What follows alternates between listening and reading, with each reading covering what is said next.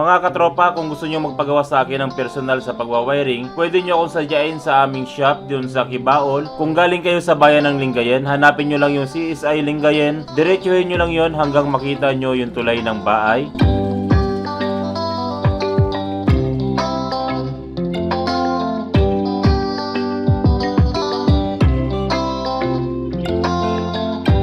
Heto na yung tulay ng bahay, lagpasan nyo lang yung tulay na ito. Pagbaba ng tulay, kumaliwa kayo.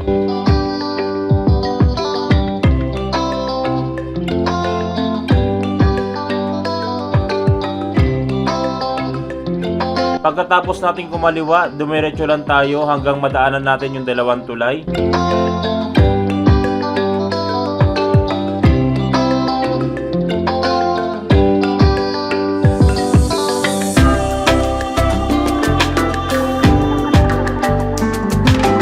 Pagkababa nyo sa tulay na ito, 50 meters, nasa bandang kanan kami.